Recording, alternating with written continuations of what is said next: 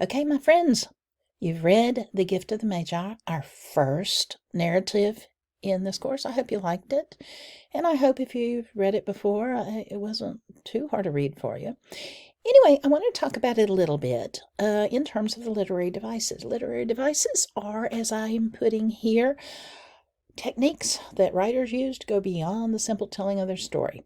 In The Gift of the Magi, if you were just telling the story, it's just a story of two young people down on their luck who love each other terribly and make the mistake, each one, of sacrificing their most prized possession to have a gift for the others. And the result of these mistakes are both presents are totally worthless.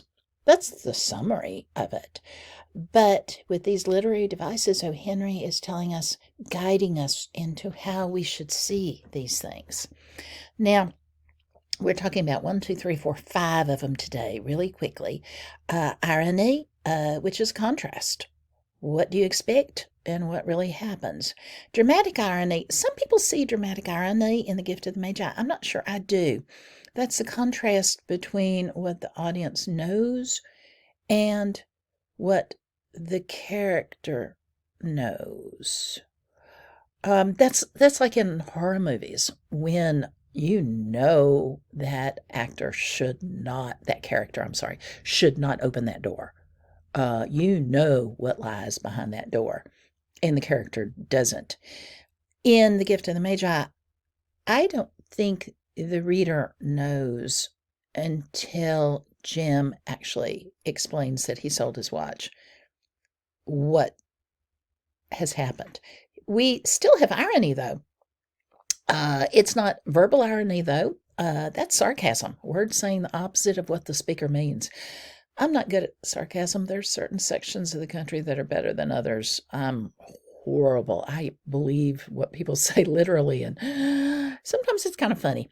What we have in The Gift of the Magi is situational irony, the contrast in outcomes between what one would expect to happen and what actually does. In this case, you would expect them to be absolutely floored, disheartened, upset, a tragedy that their gifts are meaningless now. And instead, Jim just says, these are too precious to use right now. He doesn't say that they can't use them right now. These are too precious to use right now. Let's have some pork chops. It has to make you smile. Situational irony. What should be, but what isn't. And it makes you go, ah. Simile, comparison between two different people, places, or things. You've got that here. I'm going to read to you. Della's beautiful hair fell about her, rippling and shining like a cascade of brown waters. It reached below her knee and made itself almost a garment for her.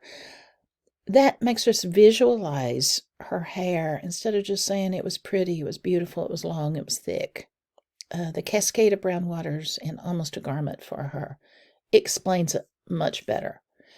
Tone, the narrator's attitude toward the narrative, and I think it's intimate. I think it's sentimental. I think he really truly cares for them. He's not objective. I'm saying he, I shouldn't. The narrator, they are just showing a feeling for these people. The mood, the emotional atmosphere of the narrative. I think it's optimistic at the end.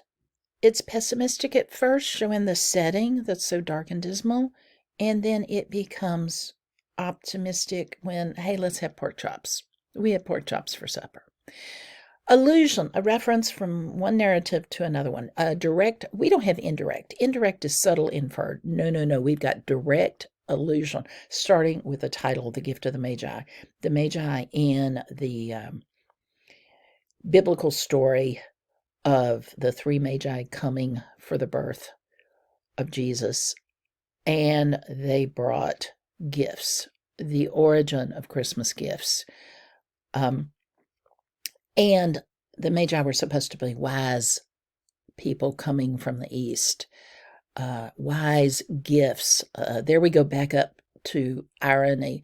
These are wise gifts, O. Henry is telling us with this illusion, that even though they seem kind of silly and stupid, they are wise gifts. They're the gift of the Magi. I like the fact when this work was first published, it was the gifts of the Magi, plural, and I like it being singular, the gift of the Magi, as in both of them are basically giving each other the same thing, themselves, their most prized possession.